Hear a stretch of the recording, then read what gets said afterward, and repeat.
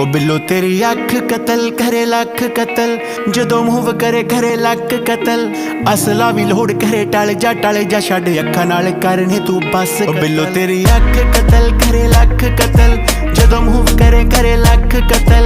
असला भी लोड़ करे टल जा छड़ अखा नाल करने तू बस कतल। 47 है वेट 47 नू मार कले एमजी दे पट्टे जियां जुल्फां ते हार करे। मारेंगी तू किसे नू बरूद दी पुड़िए, नकरा बरहटे वांगू सीने चो पार करे। नक विच पाया कोका होंद तड़वा के ऑटोमैटिक जेन तू शकीनी रखे।